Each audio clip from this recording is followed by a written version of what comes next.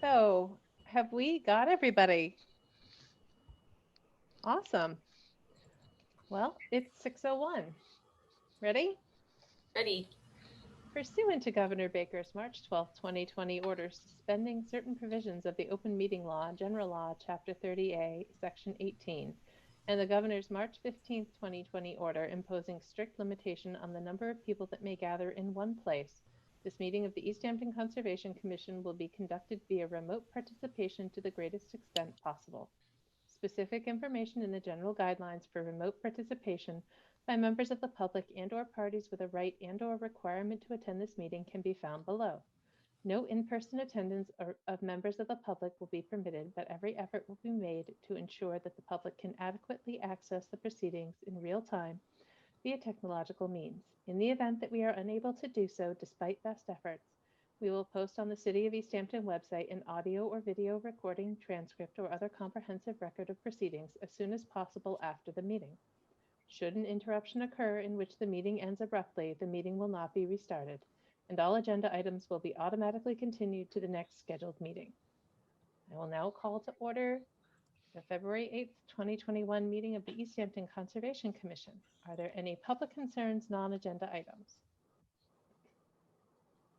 None. I have received none. Excellent. So with that, there are no public hearings, meetings, or requests for certificates of compliance, which brings us to enforcement actions. Cassie, are there any updates for the record? No updates. Okay, open space updates. Are there any updates for the record?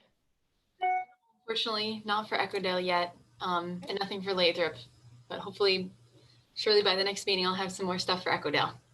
Okay. Are there any compliance updates you would like to note for the record? Yeah, let's see here. Let me just open this up real quick.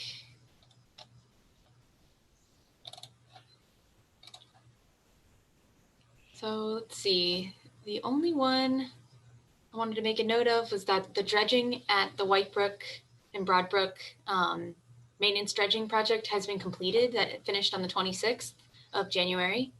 And they submitted all the reports and all the turbidity tests and everything, and at no point did it go over the threshold that was established in the order of conditions. And I have all those reports available, and so now I'm just waiting for the certificate of compliance or the request for one.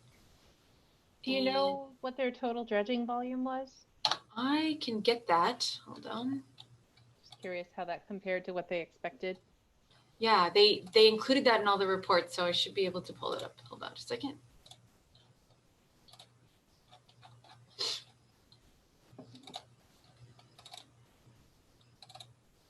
Let's see.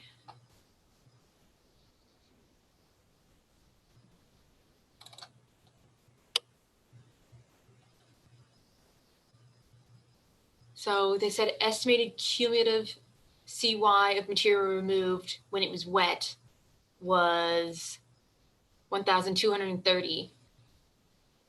And estimated daily, for the previous day. So you have to look at each report to see how much they took each day, but the total was 1,230 CY. From both locations combined, or is that just the Broadbrook? I want to say it's just Broadbrook. Okay. Yeah, that would make more sense to me. Mm-hmm. Okay. Does anybody remember what the expectation was? I don't. Mm-mm. This is so long ago. I don't know if it's mentioned in the order or not.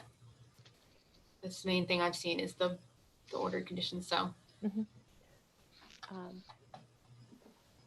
Yeah, if you have an opportunity, so the project coordination on the city's end was being spearheaded by, is it by Jamie?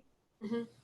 So if they're done and there's no additional restoration to be completed, if you have an opportunity to talk to her about the certificate of compliance and the request, therefore, maybe that would be some useful context to provide. Yeah. Okay, I'll definitely do that. Cool. Thank you. Okay. So are there any other I have no other major updates to give you guys. Excellent. Are there any questions from commission members about any of these open permits?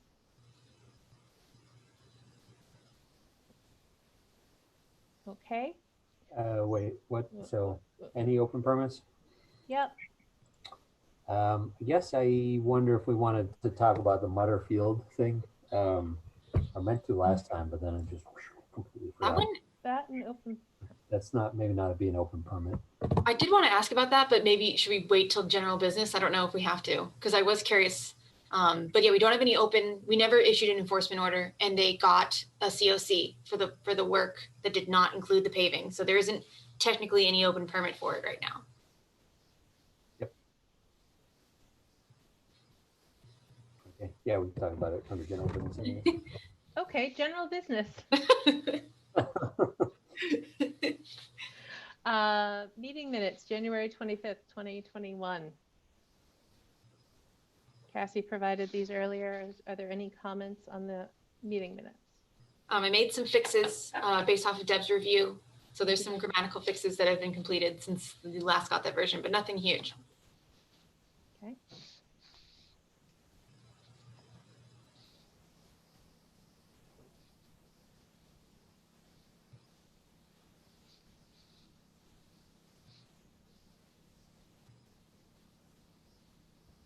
All right, is there any discussion of the minutes? Would anyone care to make a motion?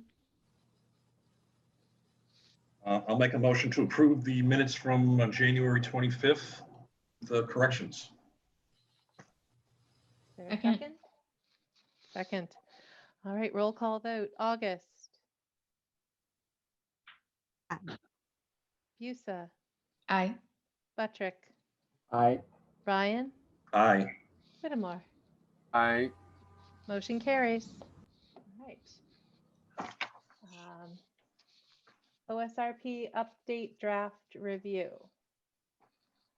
So basically, I just wanted to see if anybody had any questions or comments about the draft, hoping that you all got a chance to take a look, if the links worked for you. Also, apologies if anyone tried to attend the virtual meeting that we were trying to have on the 27th.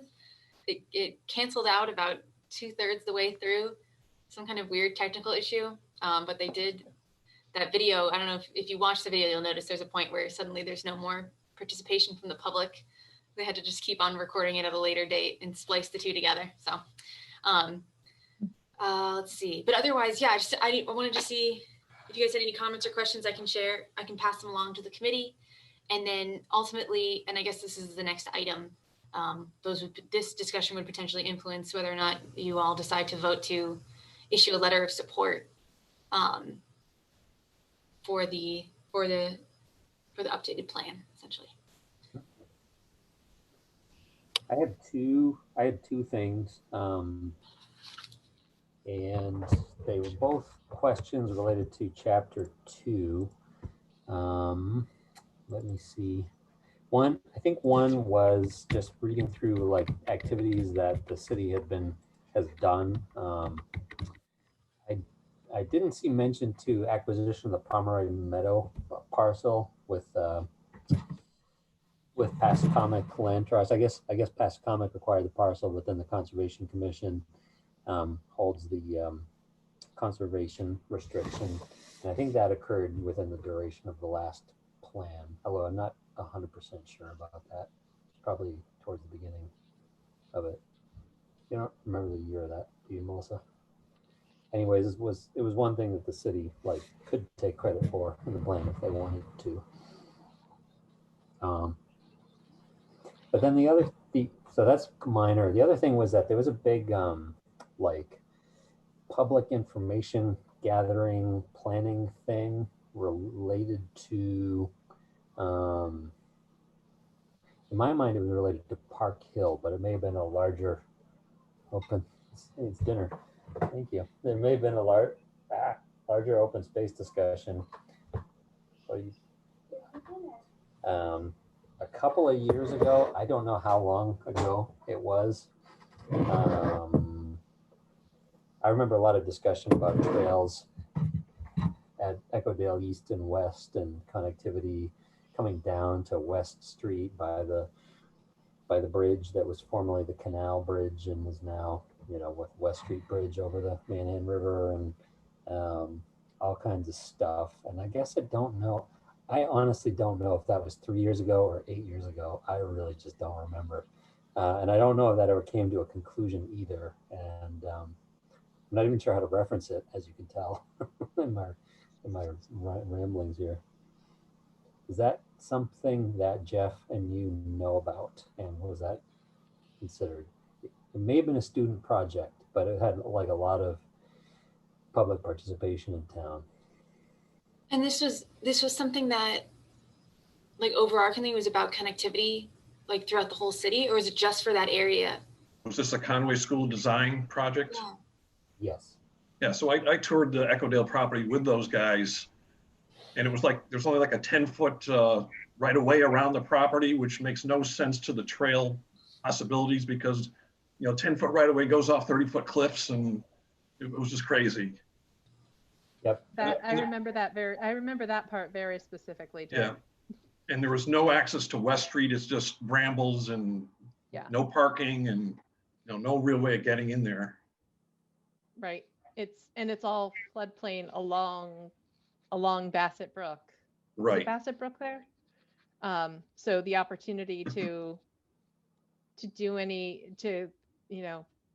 create like off-site parking over in the front of the highway department and, connect via sidewalk over to that point off West Street was, pointless to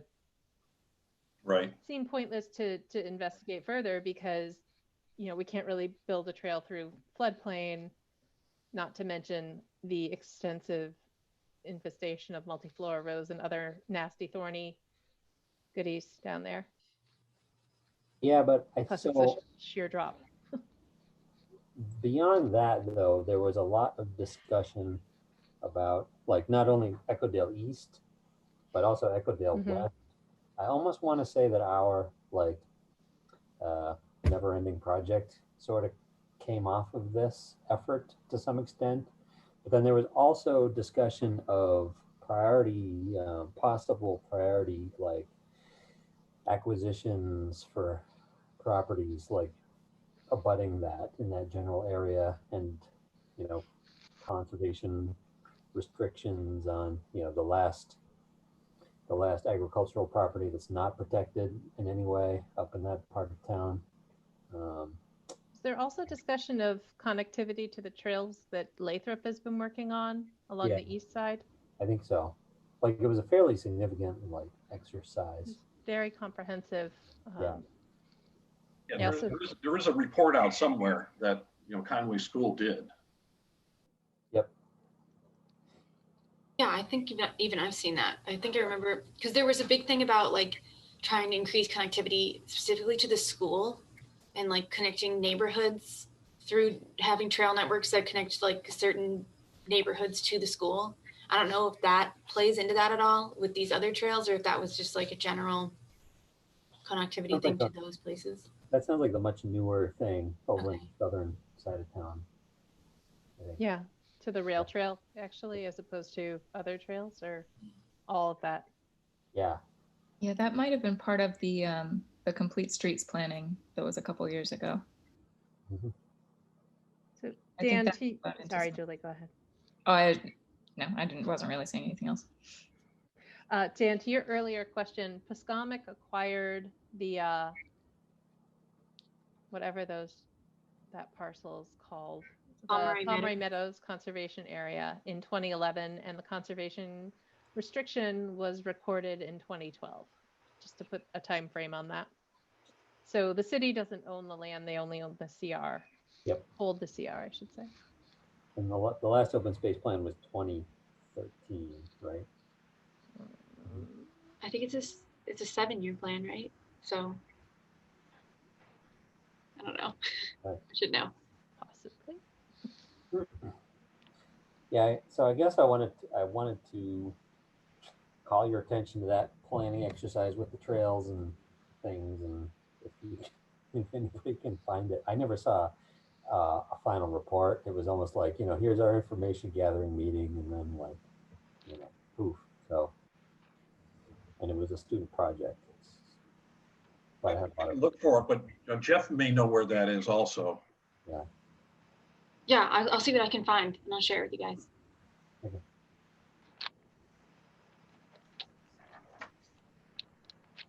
Okay. Wish I remembered more.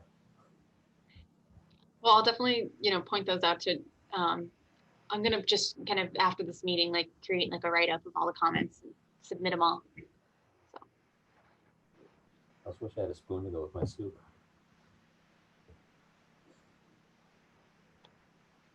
It's unfortunate. I had some comments on the sort of action items table at the end. Okay. And I don't know, I wrote down a number of things. Some of them may not be worth discussing as part of this group, but one of the things that caught my eye was in, I think it was section 3.3. There's a mention of food production at Echodale Orchard. And I wondered what the thinking was behind that and how it would integrate with our ongoing never-ending plan. I don't know if anybody knows more about what was intended by that action.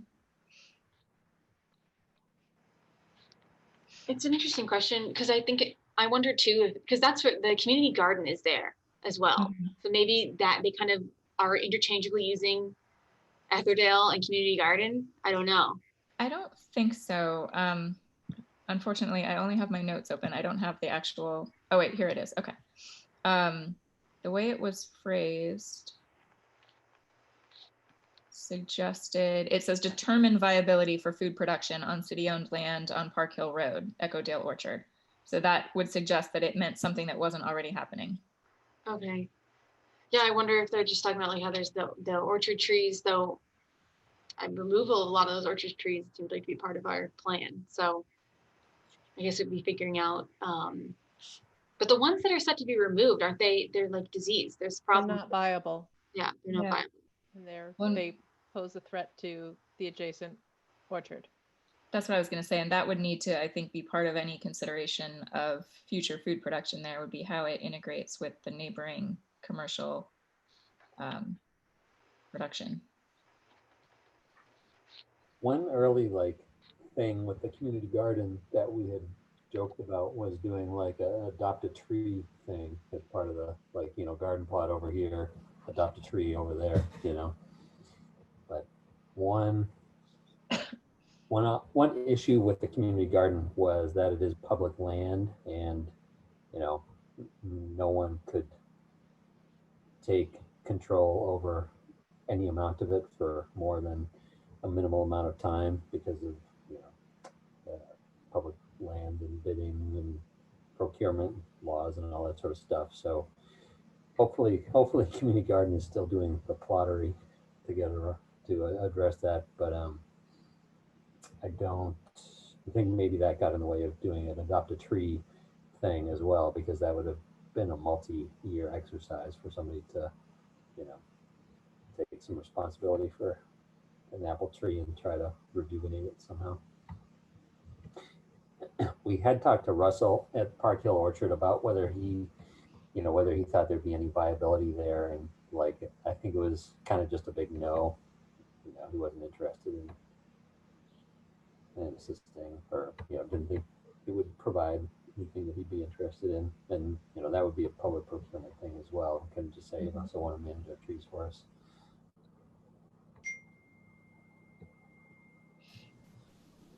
Or if somebody could manage the trees, for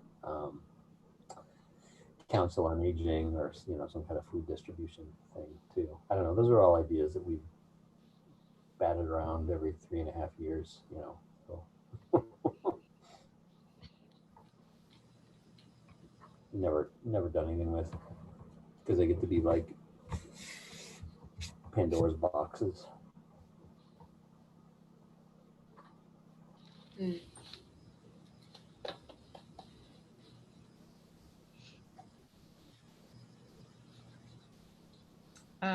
Another one I was looking at, if there's no more thoughts on that, on 5.3, talks about the wetland ordinance, which I'm in full support of trying to get a new wetlands ordinance on the books. But I noticed that under funding opportunities, it lists MAPC, and I wasn't sure what that would stand for in this context, and I didn't see it listed under the abbreviations at the end. Do you have any idea, Cassie, what that refers to?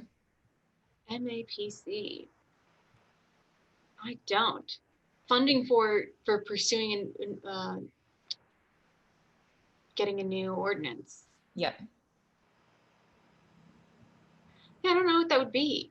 What was it? MACP? MAPC. MAPC. Which the only thing I know that to mean is the Metropolitan Area Planning Commission, and we're far outside their zone, so I don't know what it would be. Is it do you think it might be some sort of a typo alluding to MACC? Right. Maybe. But I don't know what I've never. Yeah, I wouldn't think that they would have them. funding support for us. Right. So I'm not sure. Yeah, because all I know that they have is they have a draft ordinance. Like they have like a template starting place, and they but in terms of funding, I mean, what would the funding even do? I guess for like outreach. Well, I mean, we've demonstrated over the last however many years that we haven't found the time to do it ourselves. So it might be to enlist someone to help us. I would like to imagine that we can find the time to do it ourselves in the next couple of years, but you know, we've been saying that for a while. No, okay, that's a good question. I'll ask. Jeff should be able to answer that. But it might be a typo. It's Mike. I didn't see anything about like going from Plain Street up to Nantucket Park and the new middle school. They were looking for trails. The solar farm there, they wanted to build that out. They were looking for access rights. Is that part of anything? So people can walk up to the Nantucket Park from Plain Street up to the middle school? Yeah, I feel like it is part of it. I'm trying to think where exactly, because that's part of that, like increasing connectivity to the school, like through neighborhoods. And I know that was like a big thing, particularly with that part of the. I think with your favorite solar farm, they got right of way and trails, and so they were starting to build like a trail network, and there are trails there now. But they want to connect it to Plain Street. So I hear that from my neighbors, if they can walk to Nantucket Park from Plain Street. I'll ask about that. I mean, there's definitely one in here about expanding access to and from the rail trail to neighborhoods, parks, and the school. So it may kind of fall under that. I think because the complaint is they got to walk down the major road, then cut through, and there are trails from all over. There is a network of trails, but I think it stops at that solar farm, so they wanted to continue on through. I think they granted it a right of way. So I'm just curious. Yeah, it's a good question. I'm trying to think where they would talk about that.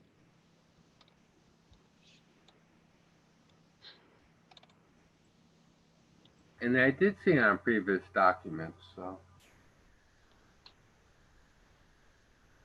Thank you. Mm-hmm.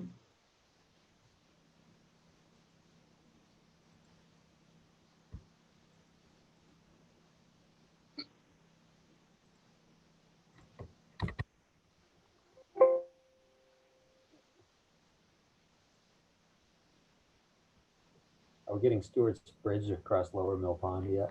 Or is that Isn't that a maintenance project? We're just going to maintain the bridge that was there? We're going to maintain it back into a bridge? Yes. Do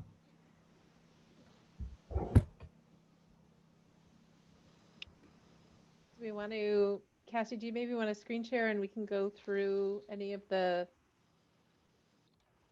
goals and objectives, or? Yeah, I have, right now I've pulled up the 7-year action plan, which kind of just has all the goals and all the actions, which I think is probably most valuable. I'm like pretty, I'm pretty good with signing a letter of support or whatever as it is now. Okay.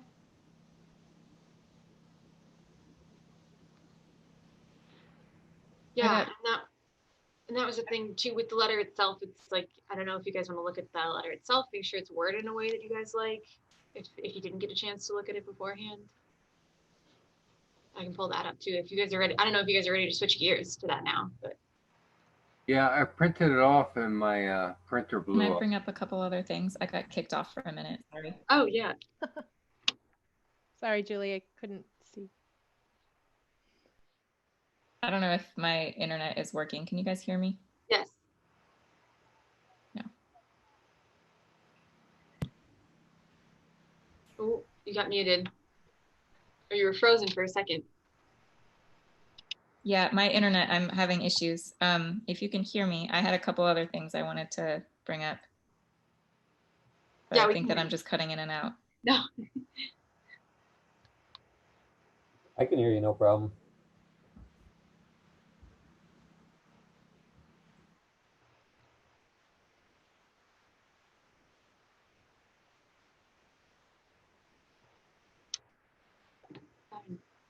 She's frozen.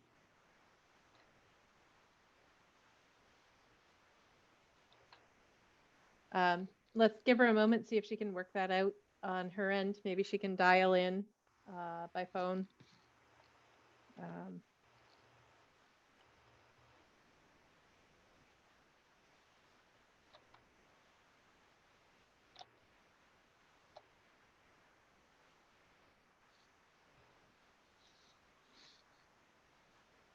Well, otherwise it's up to you. I mean, while we wait, we can go through these goals and the action plans if you guys want, or we can, I don't know if anybody anybody else has any prepared questions. Oh, I think she's joining by phone.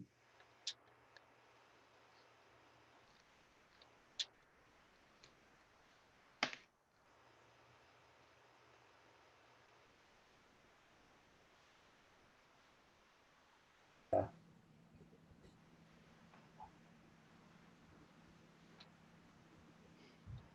So I guess, Cassie, while we wait to see if Julie can join by phone,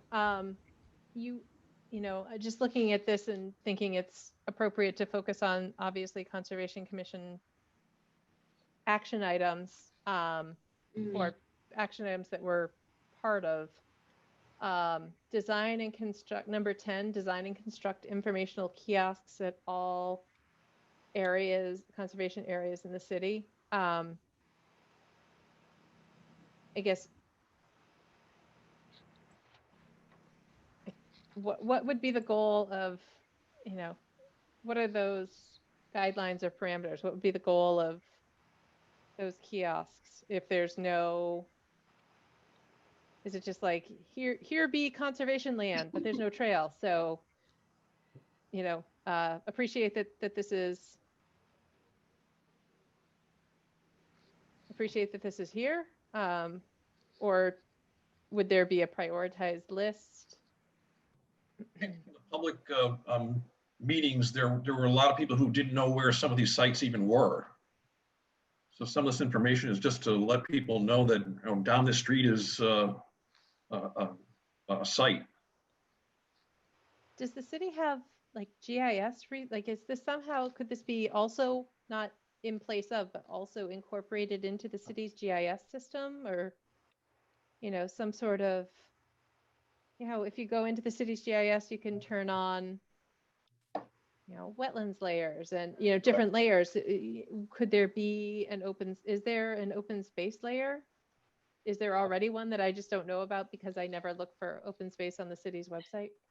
I think in this plan, there's a map that shows where things are. I'm trying to look for it. But I'm pretty sure that there is a layer for open space in the city GIS, but I think it might not, I don't know if it breaks it down by who the owners are of each open space or not. I can pull it up now, but I feel like I've seen that on there before. Yeah. I mean, I know open space is a Mass GIS data layer, and they differentiate between municipal and like conservation land trusts versus state layers. It Yeah, I want to is say not part of the city's. it's like in a layer that you don't expect, oddly enough. Here we go. So under like if you expand on the layers thing on the city GIS, there's Mass GIS data, and the second to last one that you can expand is Mass GIS protected and recreational open space, and then open space interest overlay, and that divides it into conservation restrictions, agricultural preservation restrictions, CR/APR combination, and then other legal interests.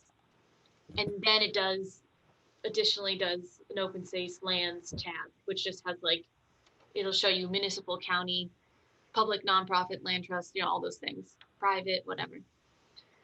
Okay, so I have these selected and they're still not showing up. Oh no, that's weird. Am I zoomed out too far? Like, I think you gotta be zoomed in a little closer than you think, unfortunately. which But then just also, makes it not terribly helpful if it's like an overview of like, it tells someone if they have open space in their backyard. Yeah. Can you share but- your screen, somebody? yeah, I'll here, hold on a second. It's loading on my computer, unfortunately. It's usually also just pretty slow, which is too bad. But let's see.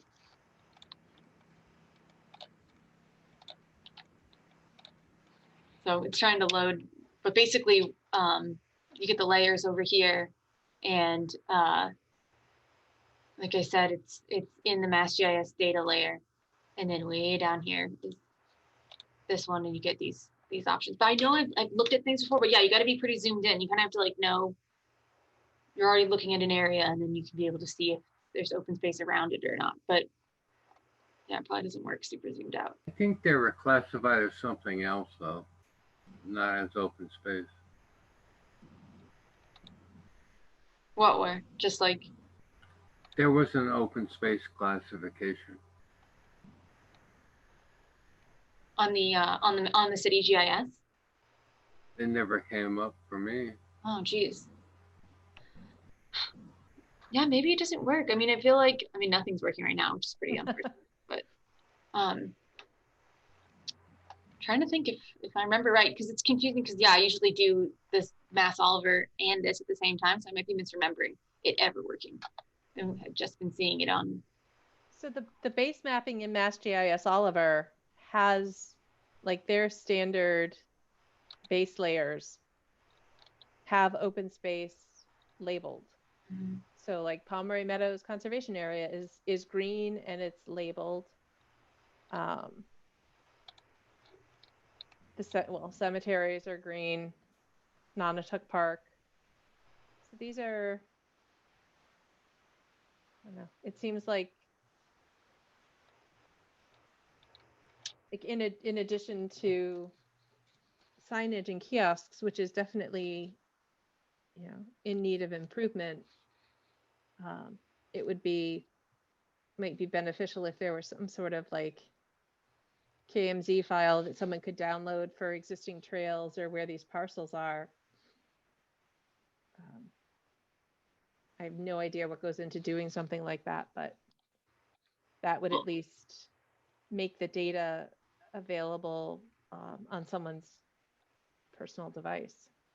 No, that's a huge thing, and that's something else that's been talked about, was just generally trying to create some kind of a trail, tapping into some kind of a trail app or something like that people could use. That's like easy to use even if you don't know how to, you're not as familiar with like mapping tools and things like that.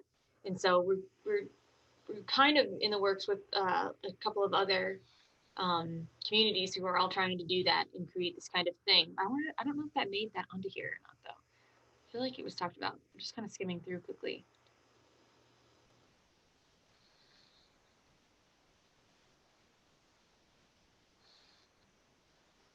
Yeah, I'll make a note of that either way. Make sure it gets on there, because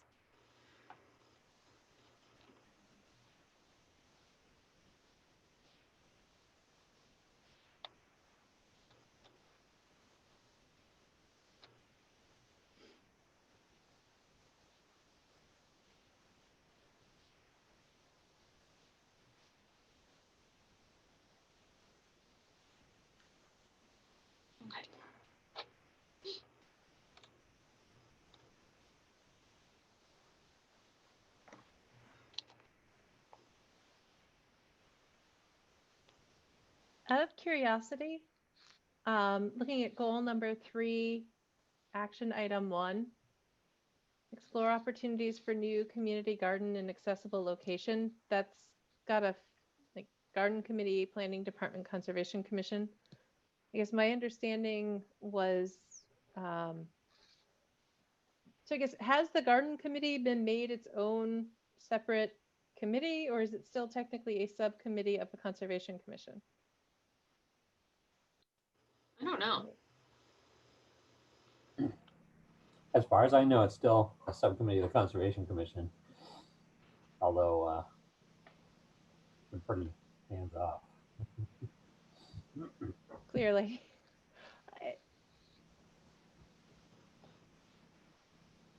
The intent was to get some accessible plots in on the north end with raised beds of some kind. I guess I understood accessible, I read accessible location in this goal to mean something you didn't have to, something not out in the middle of, not nowhere, but less central, a less centralized location relative to all the neighborhoods, kind of in the more downtown-ish corridors that may have more limited opportunities for gardening. That kind of accessible. Or both, most likely. Maybe actually that's a comment then, Cassie, would be, you know, a little more clarification of how the term accessible is being used in that context. Yeah, that's a good point.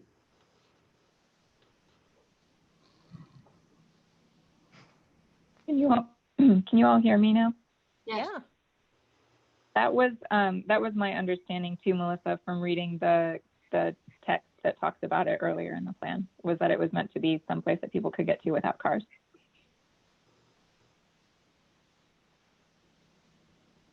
You get to Park Hill without cars. You can get to Park Hill.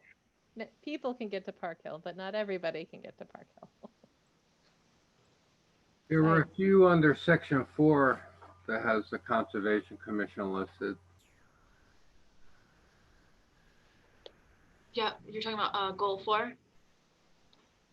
Yes, ma'am.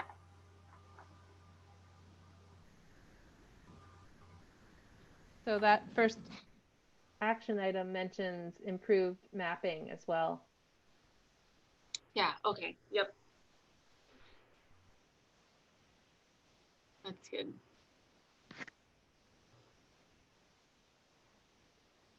But then you get 2, 5,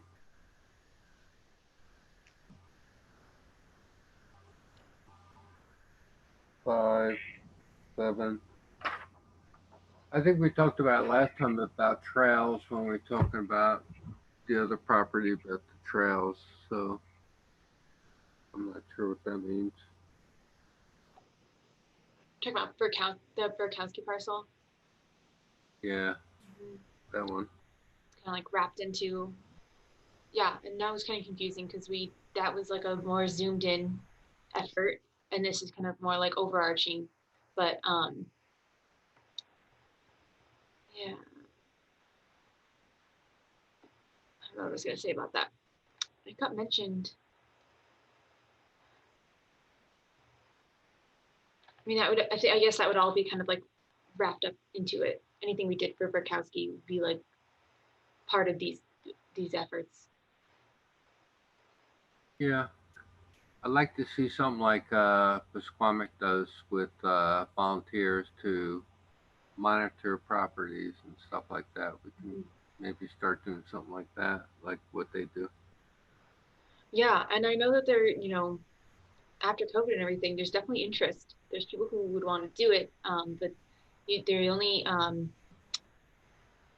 caution that I've heard from other, groups and things saying that you don't want to have that be your only means of doing management is volunteer, because it can come and go and it's not always as consistent, which is, not to speak ill of people who want to volunteer, but it's just like, that's just the reality because people have their availability changes and things like that. So it's trying to find like a mix between the two, hopefully, of like something that is consistent, but then also kind of developing this big volunteer base, which I definitely think people would be interested in doing it. I think it turns into something bigger too, like maintaining, mowing, all that. I'm a monitor for a PCT property, but they got their own separate people that go and clear trails, cut trees. I see. So it kind of gets more involved, I think.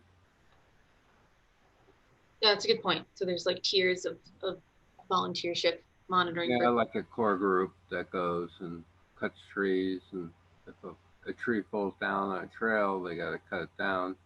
Mm-hmm. I can monitor it, but it takes a bigger crew for bigger stuff. Right. I think like in this action too, specifically like action number 2, for this goal, the way the Conservation Commission would be like involved, one of the bullet points is like having the agent kind of be involved in that. I don't know what that means at this point. Like if that would mean like helping just organize people or keep track of where, would need management, things like that. But yeah, that's something for you guys all to consider. Like if you think that would be like a reasonable thing to add on to the agent's position.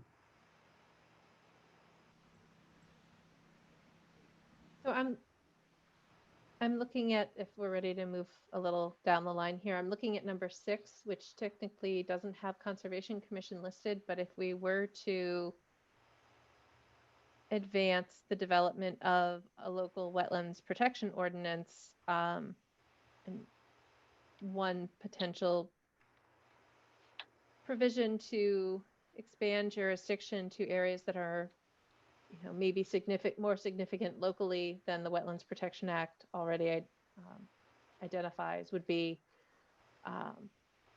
streams up gradient of resource areas. So like all the runoff coming off the mountain in a defined channel that isn't jurisdictional or within the commission's jurisdiction now, but contributes down gradient to a jurisdictional resource area. And still has all the characteristics of a stream. That might be something that could further enhance ridgeline and slope protection on Mount Tom as another layer. Okay. So kind of trying to like bake in protections for Mount Tom ridgeline through the wetlands ordinance by including those up gradient streams and things like that. Okay. Yep. In addition to what's already written there, but just as another potential mechanism. Cool. I also wonder about this one. This made me think of some of the issues we've had with slope failure, like the place along Loudville. And I wonder if the steep slopes ordinance should be restricted to Mount Tom the way it's described here, or if it should be expanded more broadly, because because of our soils, we have susceptibility on all of our steep slopes, I think. Kind of like Chicopee with their terrace escarpments, but not limited to a single soil unit, where there's just general consideration of highly erodible soils.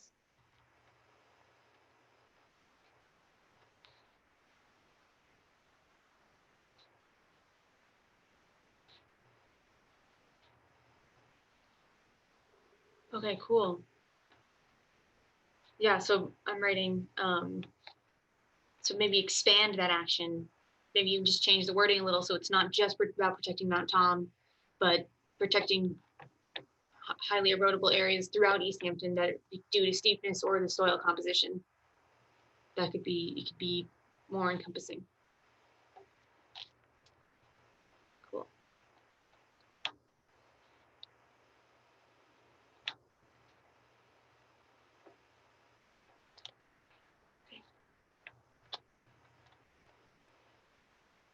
How many pages was this document? I got like 100. For the whole thing? Yeah. I printed it and my printer started smoking. Oh my gosh. Yeah, the whole thing is 154 pages. So unless Okay. you're double-sided. But right now we're looking at the 7-year action plan, section 9, near the end.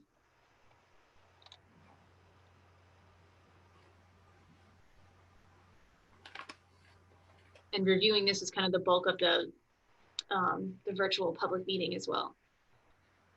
Real quick, is there a relationship with the Barnes Aquifer Committee and our commission?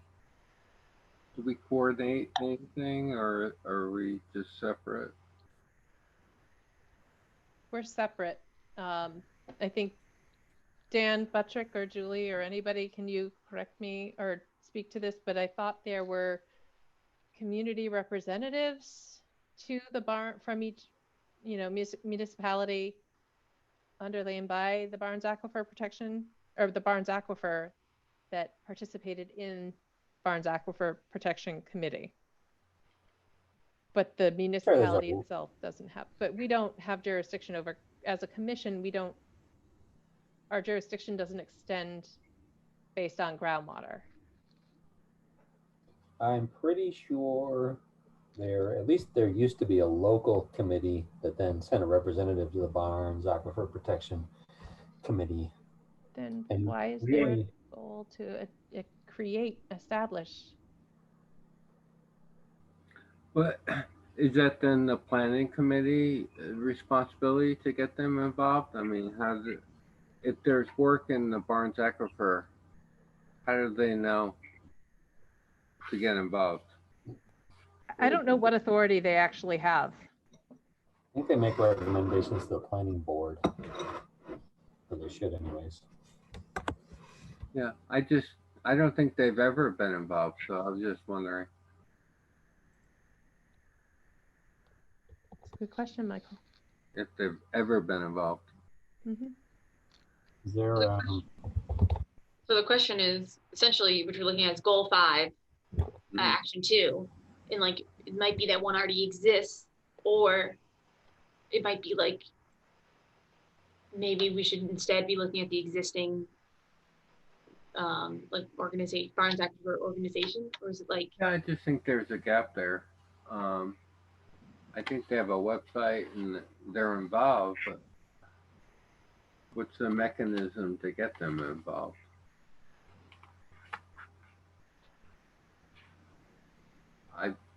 I mean, I think 2-3 years I've never even heard them come up once.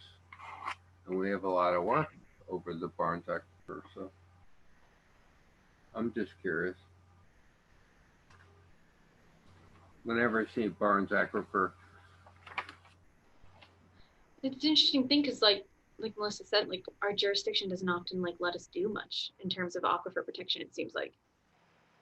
Maybe that's why we're not listed here as one of the responsible parties.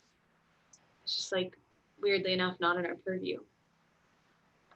Looks like their BayPAC's last annual report was 2015, and their meeting notes sort of taper off and disappear after 2018.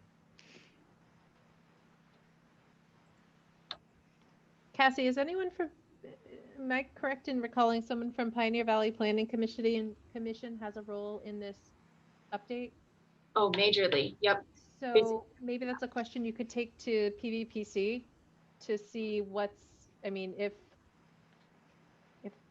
BayPAC is actually still a thing, or if this is because they're not and communities need to take on that responsibility themselves. Mm. If you go to the Easthampton, the Easthampton website, under boards and committees, Aquifer Protection Committee is on there. So that's the little committee. It's only got 1 member now listed. Yes, there's 2 members, but there's only 1 name listed. Oh, well. I think I don't remember what section it was in, but I think this may be discussed in some of the earlier sections of the plan too. And I have this sort of vague recollection that it may be discussed how it used to be more active and sort of dropped off, but that could be a different committee that I'm thinking of too, but it might be worth looking to see what's already in there. Darlene used to be on it way back when. Okay, I'll volunteer. Perfect.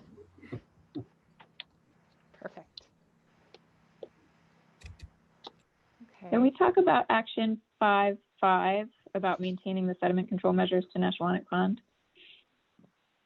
I wonder if there should be another element to that, because I assume this refers to the basins that were just dredged.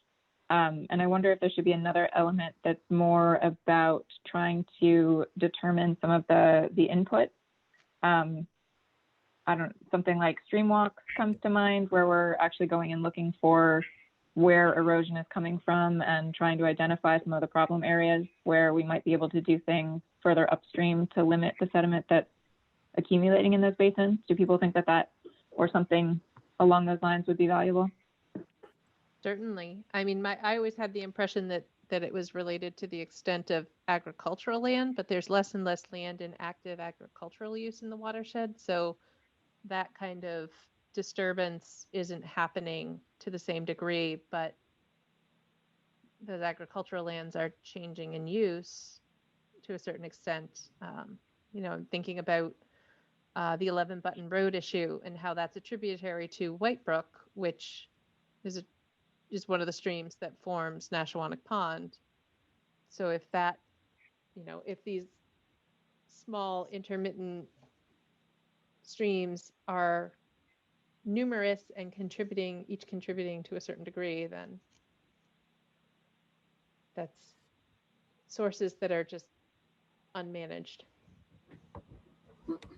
I bet you that the middle school, that the combined, whatever we're going to call it, school, is going to actually have a big benefit to White Brook in particular, because it seems like those streams are just very actively, it's all super sandy bed material. They've deeply incised banks. The stormwater discharge rates received by the brooks are probably lightning fast. And so once that old 19 whatever school with just pipes going to the brook is gone and it's replaced with a modern building with stormwater infrastructure, it might help a lot, at least in terms of future stream stability and the ability of those banks to slough in and start to revegetate and all that sort of stuff. And that, at least on White Brook, I don't know about Broad Brook. I mean, there's a ton of residential development streets that aren't being addressed, but I'm not sure if Broad Brook has the same issues that seem to be apparent in White Brook. Broad Brook looks nicer, anyways, when you're walking around it than White Brook does. That's what I'm hoping for, anyways.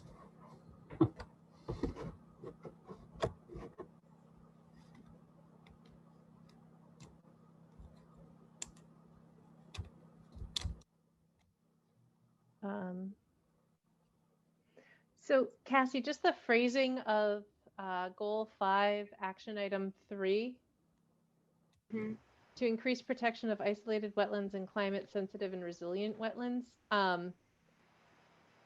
Perhaps the phrasing should be a little more encompassing of areas that are, rather than just isolated wetlands, areas that are locally significant but not currently protected by the Massachusetts Wetlands Protection Act. Just because that would then afford a little more transparent, well, it's vague, but it's more transparent. How is that? This is very specific. So if and when a draft ordinance comes about and it's got, streams upgrading of wetland resource areas and perhaps reduces ILSF or redefines or extends jurisdiction over vernal pool habitat, then this will at least have encompassed those particular things. Okay, so maybe, so you're talking about like kind of changing the wording Yeah, to kind of be more encompassing. yeah, without listing everything, you know, all potential, but just the whole intent is to cover areas that are not currently regulated at the local level. All right, cool.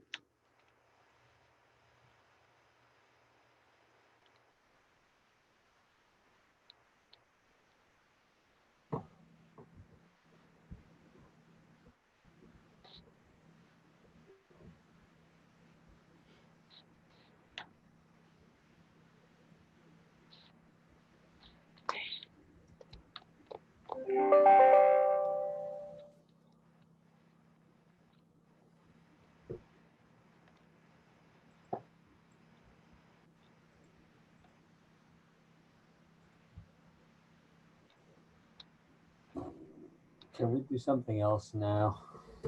I guess I just have one question about action item 9, about amending the existing stormwater bylaw. What was the discussion around that?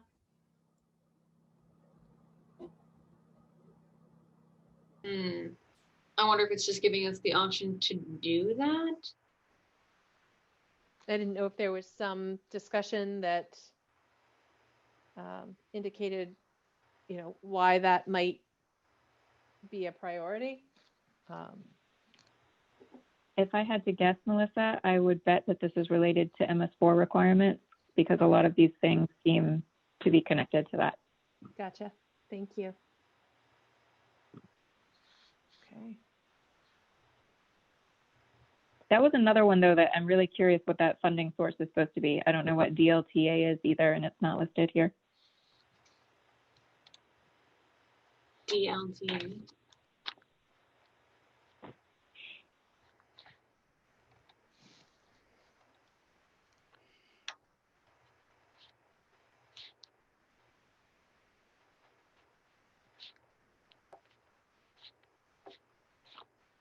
Do you know if anyone reviewed our existing bylaw to come up with these recommendations, or if they're from a study of some sort? Existing stormwater bylaw? Yep. I don't know, Jay, you might be able to say if they did or not, but I don't think so. I think it was just like giving us the opportunity to re-review it, review and revise as necessary local regulations to increase their ability to protect groundwater and surface water. So I think they just knew that might be important to it. Yeah, I'll agree with that.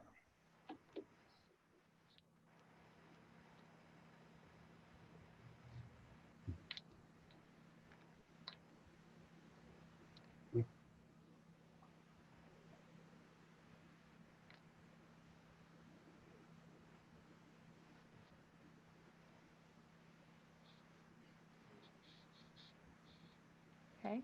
So are we, Stan suggested, are we going to discuss, are there any other items to discuss here, or are we ready to review the support for the OSRP, the letter for the support of the OSRP update, and make a motion on that?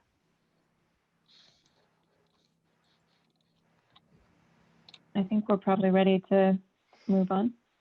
Okay. So Cassie, do you want to share the letter you have, if you have it open? Mm-hmm. Okay, great. There it is. See if I can Okay.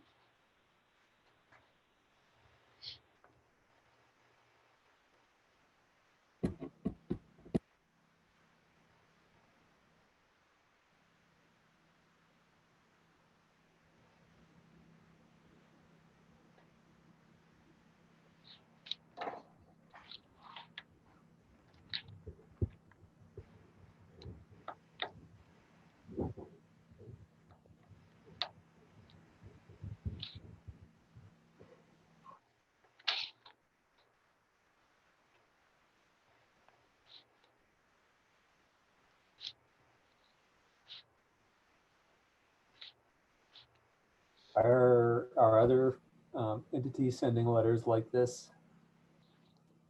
Yeah, this is basically the template that Jeff was able to give me. Then I'm pretty sure he sent to like the planning board and things like that. All the other people who are probably listed as potential responsible parties in the action plan. do we need to mention anything other than understanding the need to support and fund maintenance of open space? Because it then goes on to say, as well as promote it through the creation of maps and additional signage. But there are other action items beyond mapping and signage. Yeah, what do you think? Like change the wording to be like as well as promote it through the listed action items? Make it more general, or enhanced local ordinances or something like that. What do folks think? Yes. So can we get more detailed with this because it's from the commission? Yeah, we can definitely be more detailed, but it's basically the point of it is just to say like to the secretary that the commission is listed. My understanding is that like we're listed as responsible parties like in that document, and like we like what this is saying, and we think that these action plans and these goals are good actions and goals to have through trying to achieve improving our open space. Yeah, so I don't think it's necessary for us to like list out all the things again. Right. The details in the plan itself, so this should just point to the plan and say that's what we're approving. Yeah, in my opinion, the content of this letter matters far less than the fact that we just approve it. I think they just want to be supported. But I think it's a good point because you're like it really only references at this just in this sentence, promote it through maps and additional signage. We should make it. It sounds like to me that we should make it more general and just say like through the actions proposed in the plan or something like that. Yeah, that makes sense. Dear Secretary, this plan looks good. Thanks. That is really all they're looking for. Yeah. Cheers. Okay. How about take the last paragraph, take 2 out and just say virtual meetings? The secretary may actually care that there was more than one. Yeah, and that's not a reference to us. That's the official meeting. Yeah, I think I recall from the last go round that it was important to meet criteria about public participation. Yeah. So, although personally I'm inclined to agree with you, Michael, I think that probably ought to stay in this context. Well, meetings generally means minimum of 2. True, it is plural. But it could also mean significantly more. It could mean 27. Right, and clearly did not mean 27. I hope not for Jay's sake. No, I think the 2 meetings is intentional to say that we had 2 public meetings. Mm.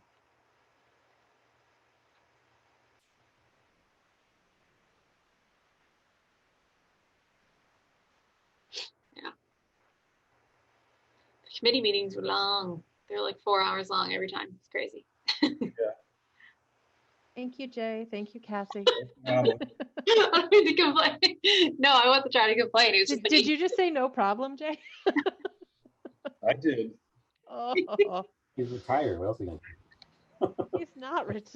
Jay, how many meetings do you go to each week?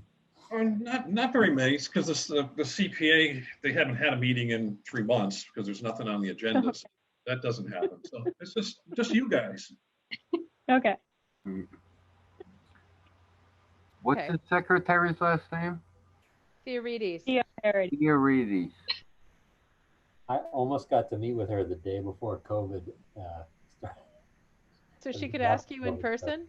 Actually, would have been the next week, I think. Yeah, I would have been there in person. What the heck is wrong with Dan Buttrick? Yeah, exactly. Like, yeah, Mika was going to drag me in and be like, "This is the guy we don't want to ever submit an application again." All right, moving on. Are we ready to make a motion regarding the draft letter revised as discussed? Yes, a motion to issue a letter of support for the OSRP update. Second. As discussed. All those in favor, roll call vote. August, Aye. Busa, Aye. Buttrick, Aye. Ryan, Aye. Whittemore. I, Motion carries unanimously. All right. I'll Down edit it now. Check. Woohoo. Excellent. Very cool. Now you don't need to update the date. Woo. Are there any other general business items to discuss at this time, or can they be discussed at our next meeting? I Since think they they are can not be on the agenda. next meeting. That wasn't aimed at me. I did want to ask about Muttersfield, just if Dan, if you thought it looked okay, because then we can be done with it. But if you don't, then I can ask them and try to get that for the next meeting. Yeah, share my screen, please. Yes.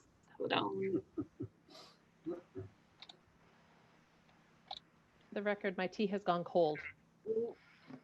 The record, my soup is gone. Let's see, where's the button? For the record, I'm hungry. Oh, all right, well, like I we second that.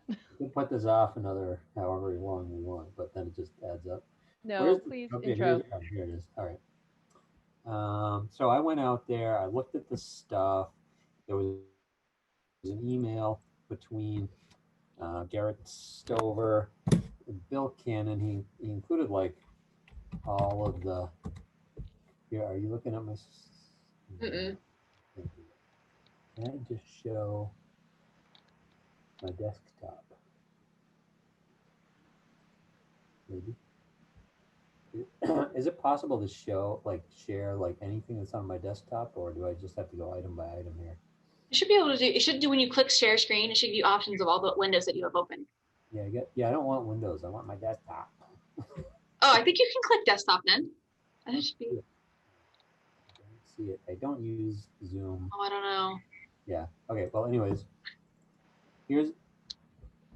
I went out. I took some pictures. Here's one picture, and this. So let's see. This is coming off the parking lot ahead, over the brook, and this is like the overflow pipe from the like filter under drain thingy.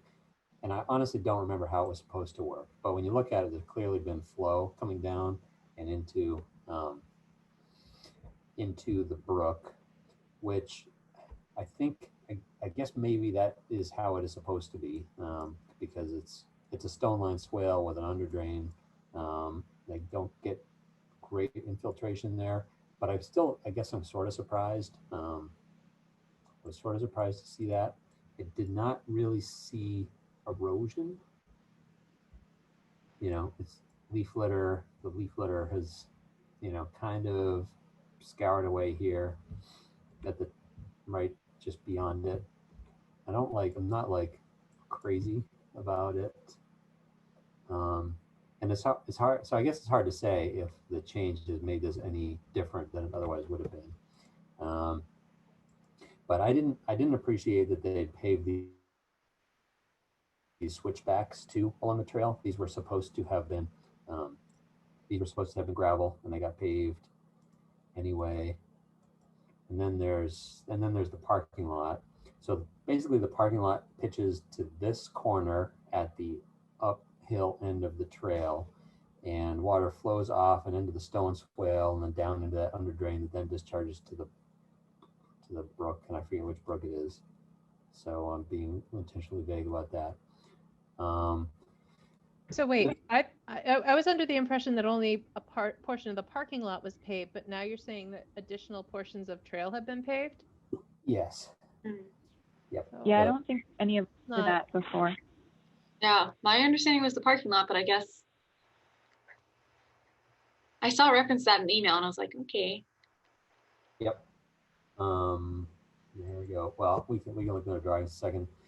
So, one question, water comes off the parking lot, it hits the stone swale, and then the stone swale is kind of flat across the top.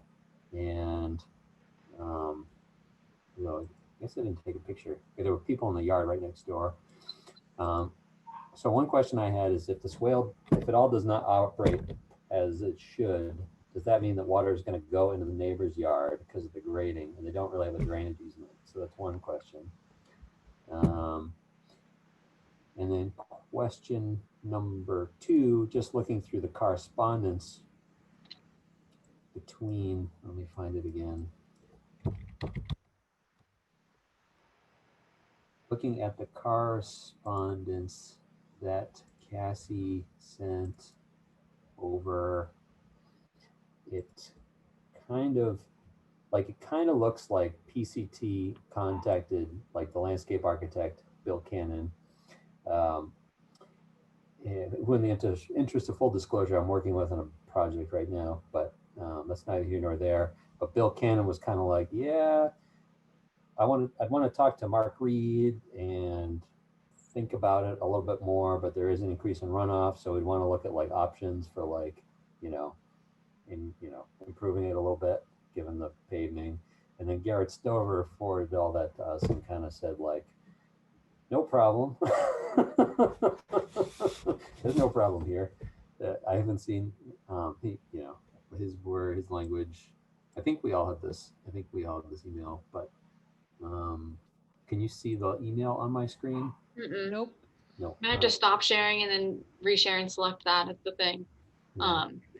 All I can add is that the drainage structures should be not any of the paving, but the structures themselves should be correct because they did receive, they submitted as-built and everything, and received a COC for the original project, which was just the general installation of that area, and the drainage structures included. And my understanding is just the paving occurred outside of the COC. So hopefully, but now, so then the question is like, do those existing drainage structures, can they handle this new paving situation? Because it wasn't originally what they were designed to handle necessarily.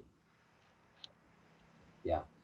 And then also, I guess part and parcel of any stormwater management system is, has it been maintained as per the O&M plan so that it continues to function as designed? That's separate of these increases in impervious area. Yep. So it So- seems like the increase in impervious area is not insignificant relative to the overall capacity of the system. I think I agree exactly with what you're saying. It is not insignificant compared to the capacity of the system, but yet on the scale of, whatever, like 0.6, 0.4 and 0.6 CFS is not that big of a deal. I mean, basically, and so it's not quite clear what they're saying. Basically, they designed the system and actually they reduced stormwater runoff based compared to like, pre-project conditions. So they basically made it even better than it was in its more or less natural state. And so I'm not sure if they are now worse than it was in its natural state, or if they just like came back towards the natural state. And that's just not all clear. But like, the rates are small. It's all like relatively small from an impact perspective, but yet at the same time, it's kind of like, they did all this stuff. They designed something, we went through it with them, we approved it, and then they, did something else after we said it was okay. So, I mean, I get like, the next time we're coordinating with them on a project, I'm going to plan on being frank and just be like, listen, guys, this was not super good, but so I guess what I'm saying is I don't know if I think it's worth having them fix anything or change anything or like redocument anything. To me, I don't see that there's a huge impact on the landscape or anything, but there's the potential to, if the stormwater system gets overwhelmed, to be discharging stormwater into the neighbor's yard without a drainage easement, which would be in violation of what we would have wanted as part of the ordinance, and then, you know, there's a peak flow issue as well. So it's up to us to decide like where we want to go with it, I guess. That's kind of how I feel about it. The only thing I would add is that just in terms of like, you know, how and why this happened, is that this was something that I think was discovered because they posted on Facebook about how they got a donation, or someone was like willing to donate their services to pave this area. So they posted on Facebook that it was paved, and that's how it got to us. Someone was like, hey, what the heck? Why is this paved? So I don't think they were trying to do it like, yay, we got our approval, and then did it later once they got all their approvals. It wasn't necessarily malicious. It seems like it may have been like an oversight, which is important and still matters that it happened. But I wouldn't, my interpretation is not that it was something that like was purposely done wrong. I guess I was not really trying to speak to intent, no, but more sequence. Yeah, I was just saying, like, just for the record, like that's how I became aware of it at the very least. Yeah, I mean, it's important that the past common trust and the Conservation Commission maintain a good relationship, you know. This seems like something that may be slightly detrimental to a good relationship. I think it'd be good if we could figure out how to, it seems, as Cassie said, that there was a disconnect at the very least. And, you know, given the extent and nature of properties that Pascomic owns and manages throughout the city, which has been incredible toward the city's open space conservation goals, and the fact that they tend to be in more sensitive areas, it would be, I think, beneficial to future land management decisions to figure out how to avoid that in the future. Mm-hmm. Or understand that long-term operation and management decisions that change the character, grading, you know, surface conditions, all of that may be subject to further review. And, you know, it's not that you get a permit and you have a blanket authorization in the future for management decisions. Can we have a quick meeting with them or talk it over with them during a call at a meeting? Yeah, the way I see it, it's like there's a number of options that I can think of off the top of my head of how we want to, or actions that the commission could take. We could issue an enforcement order and have them take action and change things or something like that. We could issue a letter just saying, you know, this was something that was not permitted and there's no action required at this time, but kind of reiterating essentially what just Melissa just said. Or we could have them come to a meeting and just talk about it, just to kind of, you know, reiterate this to them, like kind of in person, see if there's anything to add about it. I think that, yeah, it's really up to you guys how you want to proceed. Or I can just call and talk to them myself and attend. I could attend, or you know, whoever wants to join me could attend one of their meetings and we could say something about it there, and do it that way.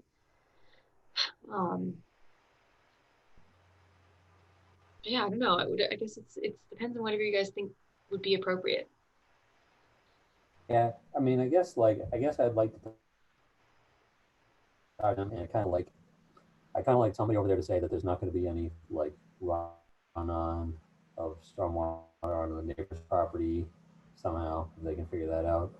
And I'm not like a super fan of what the future of whatever's out of the end of this pipe be. You know, I think there's a potential for, as the leaf litter washes away. I think I'm sharing my photo. Can you see my pic? Oh yeah, there it is.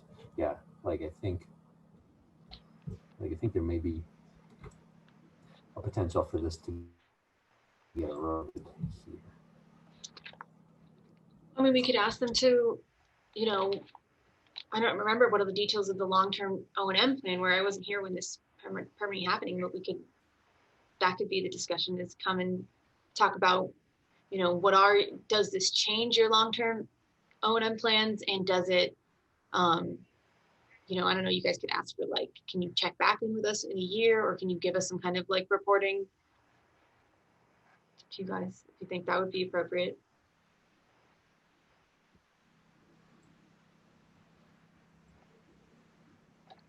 Yeah.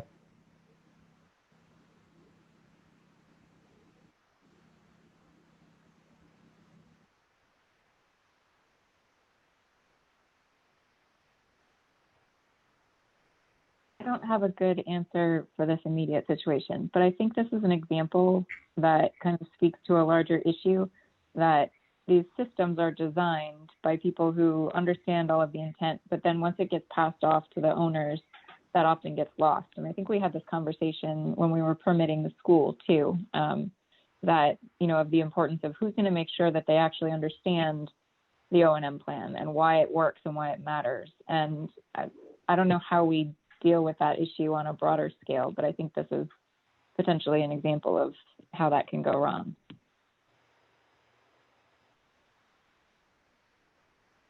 I think that's a really good point. And I also think we don't have the greatest track record with actual stormwater systems in Easthampton. I'm thinking of the basin behind Easthampton Savings Bank at the intersection of O'Neill and Route 10. The basins between Eastworks or Pleasant Street Mills and Lower Mill Pond.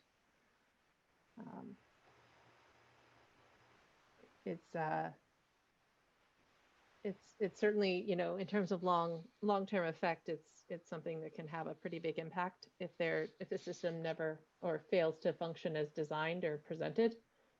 And the challenge for the commission is that we have to assume that there is some that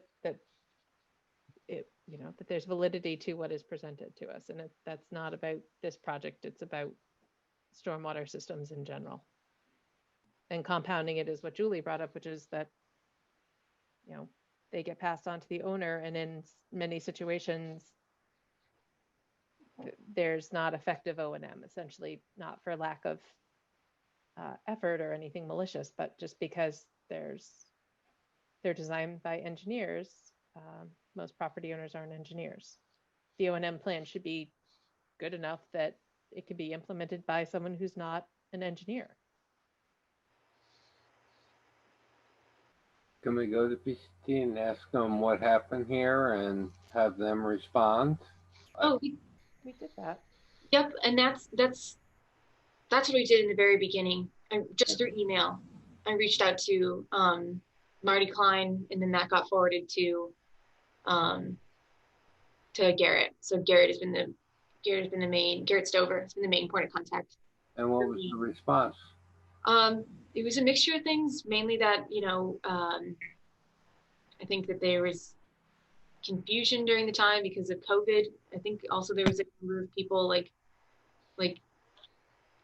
managing this area. I can go back, I have it saved. Just general, like, yeah, we didn't know. I think that they got this opportunity and they jumped on it and didn't know that it was going to be something that they didn't think about how that was not something that was going to need permitting or not. So it's just like a basic, yeah, like an oversight essentially. But they should know, right? Mm-hmm. Okay.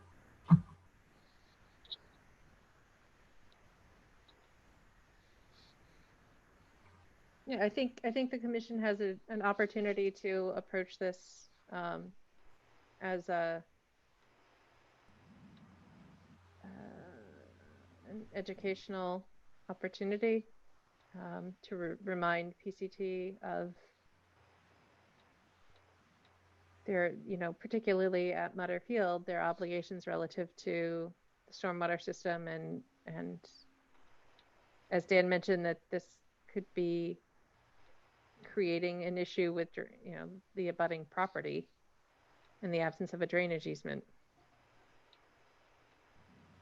among other things. And, you know, we certainly don't want to see that storm drain out, that overflow discharge point, cause erosion to that slope. Because that was certainly never, I believe, intended. And I'd rather not see it here or anywhere else where the solution is the simplest one and the cheapest one, which is dump riprap in an otherwise natural setting. Yeah.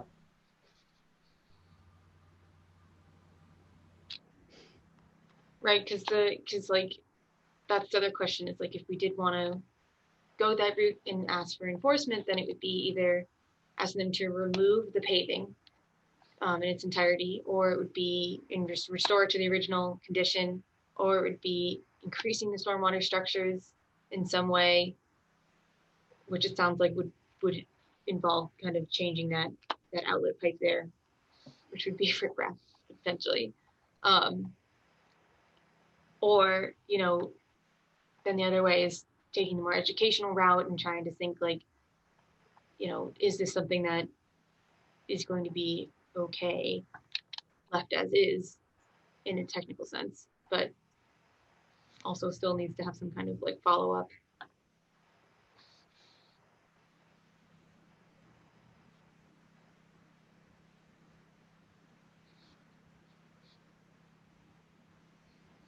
Well, I think it would be a good place to start by assuming good intent and approaching them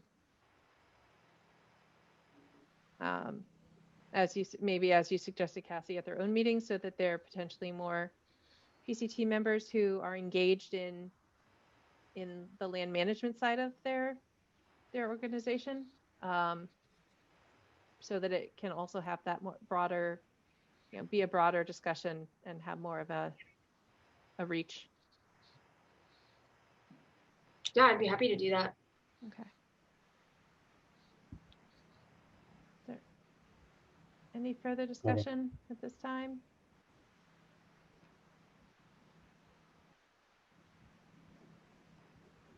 So just so I understand, there's not really there's no actions asked on their part at this time, or do you want them to do like an evaluation for how it could hurt the neighbor's property, or is there anything, or just mainly I'll go and talk to them about it?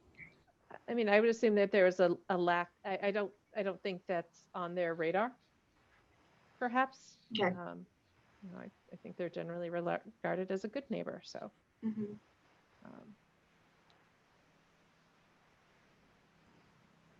So maybe make mention of that as well. Yeah. Okay. Yeah, and maybe they'll say, you know, I'm sure they'll say it's not covered problem.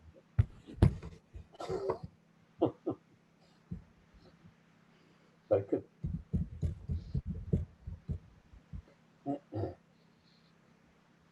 You know. It could be enough, you know, to do, you know, if I go to their meeting and talk to them about this, it could be enough to show like, hey, this is important to us, and like we're, you know, you guys wanted to send, you know, have me take my time to go to this meeting and talk to them about it. Like it's that important to y'all, and it's not no big deal that this happened, but also, you know, it's like a discussion, and so it's not, neither is it the end of the world necessarily, and it kind of like does get that point across in a way that's still, I don't know if I don't know how to say it, I guess, but I think that it could be, especially too, it'll achieve that kind of like educational element to the majority of them, if hopefully if most of them are in attendance at the meeting. That could be pretty impactful, hopefully, so that in the future it's on their minds that, you know, you need to be mindful of this and how this, you know, what permitting would be necessary in the future. I don't know. I agree. Okay. But Sorry, Michael, you seem to have broken up. It's frozen. Oh dear. Oh.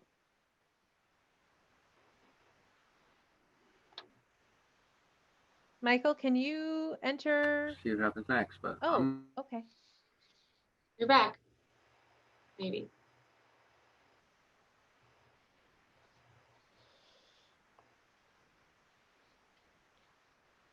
enter.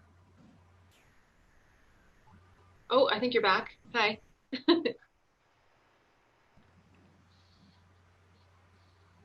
Now that I'm looking, it does look like Garrett asked some questions of us in the email, just about like flows and things, and maybe I can help with a response to that.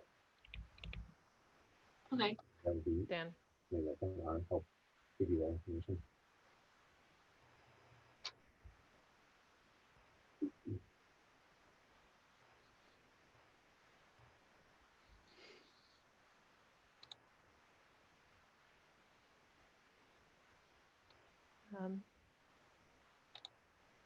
Michael, if you have an additional comment to make, are you connected or are you frozen? Can you give us a thumbs up, thumbs down in the chat? I can see the thumbs up. At least I can. Thumbs up, you have an additional comment? Ah, whoops, I was too broad in my.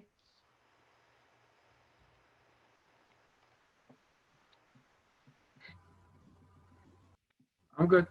Okay, great. I didn't want to cut you off, but No, we- I'm all set.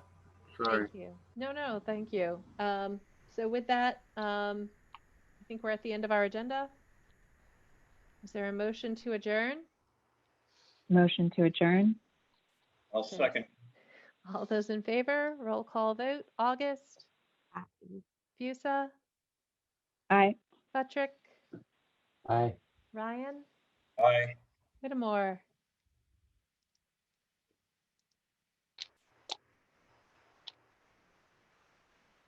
I I think Michael agrees, concurs. All right, unanimously approved. Thank you all. See you on February 22nd. All right, good night. Night. Good night.